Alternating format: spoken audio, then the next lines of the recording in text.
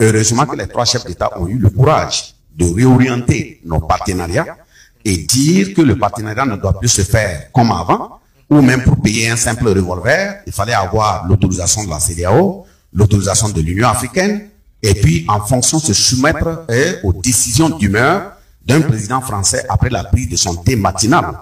Aujourd'hui, ce n'est plus ce qui se fait. Nous avons redéfini nos partenariats.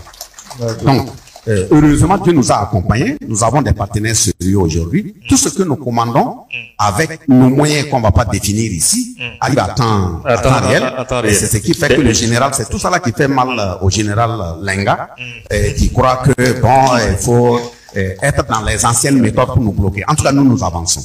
Vous avancez sereinement. Alors, pour ce qui est de la Fédération de Russie, vous avez parlé des partenaires stratégiques en termes d'acquisition d'équipements.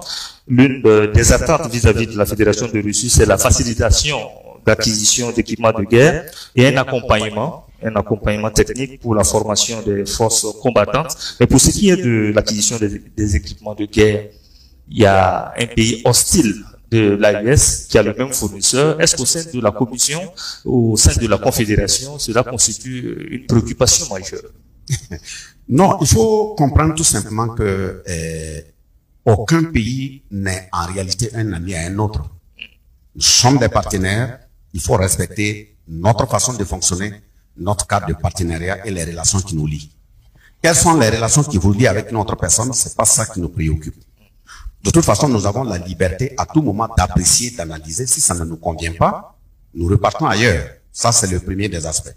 Donc, avec qui vous coopérez, comment vous faites, c'est pas ça qui nous préoccupe. Nous avons des engagements avec vous. Il faudrait que les engagements soient respectés à la lettre. Ça, c'est le premier aspect. Le deuxième aspect, nous avons demandé tel élément.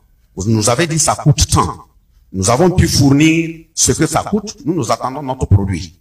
Et notre également regard, c'est de regarder que le produit que nous avons commandé là, c'est exactement cela et que c'est de bonne qualité. Parce qu'avant, quand on commandait, on n'avait pas la liberté, cette souveraineté de le faire.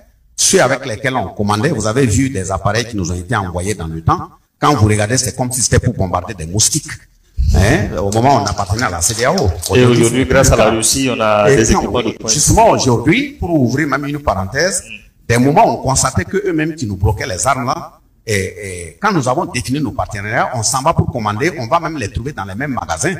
Donc, ils venaient acheter pour aller mettre leur marque. Donc, ils vous voient, ils sont étonnés et puis ils vous demandent qu'est-ce que vous êtes. Ah bon, vous aussi, vous êtes ici. Nous, on pose la même question. Moi, vous avez connu, sinon aussi, on est là. Donc, de ce point de vue, en tout cas, à ce niveau, qu'un partenaire ait des relations avec un autre pays, c'est pas ça qui nous préoccupe. Ce qui nous préoccupe, c'est le respect du partenariat que nous avons avec vous. Alors, nous allons poursuivre, Monsieur le Président, pour parler cette fois-ci des questions de développement. On sait que l'une des priorités de l'AES, c'est la mise en place des projets, de programmes structurants pour le bonheur des populations.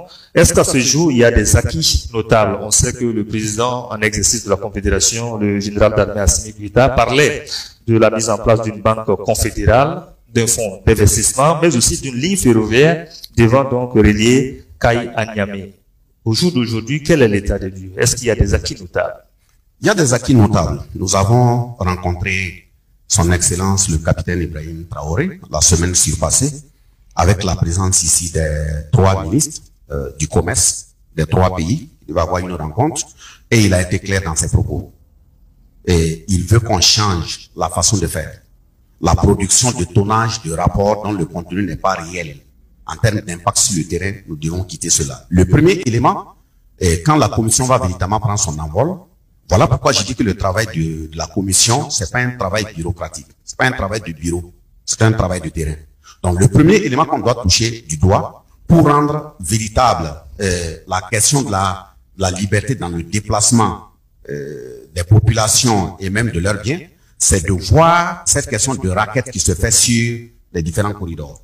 Et ce ne serait pas étonnant que vous allez retrouver Bassolma dans un engin de transport en commun à la frontière malienne ou bien à la frontière nigérienne, et même pourquoi pas bien masqué, pour regarder c'est quelle main qui va récupérer quel passeport et demander quel billet de banque. On va suivre.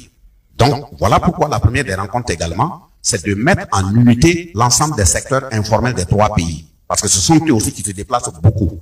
Et mettre des moyens de contact en place, que ce soit par WhatsApp, que ce soit par mail, pour dire que tout commerçant à un lieu donné qui sera objet d'une question de raquette, qui saisisse immédiatement le numéro et qu'il envoie un élément. Donc, vous voyez que ça, c'est un élément pratique qu'on est en train de déployer. Le deuxième élément, je pense que le plan ferroviaire également qui a été défini pour relier les trois capitales, c'est déjà bien avancé. Les questions d'études également sur les autoroutes, c'est déjà bien avancé. Mais c'est justement ces avancées-là, surtout qui seront couronnées par notre sortie victorieuse de ce franc CFA qui est une des chaînes. Et c'est ça que les gens voient, ils ne veulent pas. Et je ne vais pas dépenser l'iguane dans l'eau. Le général Tiani a su le dire. Il faut laisser, au moment venu, les spécialistes seront mandatés de sortir et de le dire au haut et fort.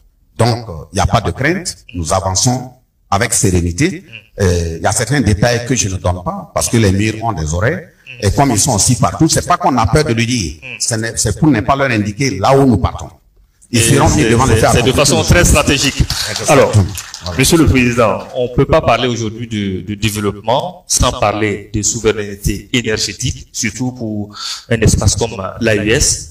À ce niveau, comment est-ce qu'on compte s'y prendre pour acquérir véritablement notre souveraineté énergétique et minière? Et c'est une très grosse chance que l'AES a. Et dans la mesure où vous voyez l'uranium du Niger est exploité sur combien d'années? En maintenant, le peuple nigérien dans le noir, et c'est la France qui était illuminée, qui était même devenue vendeuse d'énergie en Europe. Et nous saluons le peuple français qui solidarise avec nos peuples. C'est pas que nous sommes d'accord si le peuple français est plongé dans une souffrance à un niveau donné, mais le capitaine Thomas Sankara avait clairement dit que ceux qui exploitent le peuple français, ce sont les mêmes qui exploitent les peuples africains. Il faut que nous soyons clairs là-dessus.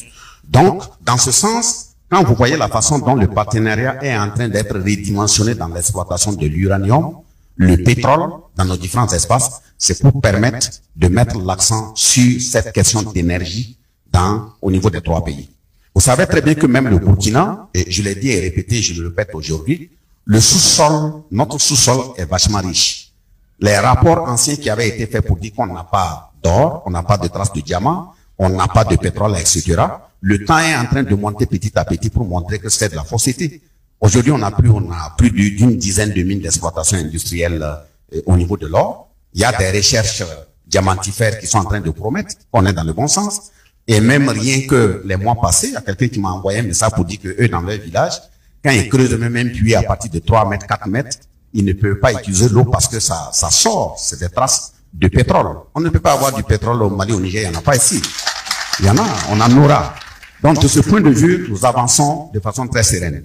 Ceux qui sont en train de se battre pour venir nous saccager, ce n'est pas parce que nous avons des beaux yeux. Le sous-sol aéusien est un sous-sol. Et qui cachait depuis tout ce temps la richesse du sous-sol burkinabé au Burkinabé. La question énergétique ne va pas se poser. L'essentiel est que nous qui accompagnons les dirigeants, les trois chefs d'État, que vous soyez nommés à un poste de cette décision énergétique, que chacun comprenne que nous sommes envoyés à des missions stratégiques. Et cette mission peut exiger que chacun y mette ou même y laisse sa vie. Nous devrions le faire parce que c'est pas une question de vie d'individu, c'est une question de vie de génération. C'est pour notre souveraineté, notre liberté, et nous sommes prêts à payer le prix. Et ce que nous avons dit à son Excellence le capitaine Ibrahim Traoré le 27 décembre quand je l'ai rencontré, lui a dit: vous nous avez envoyé en mission.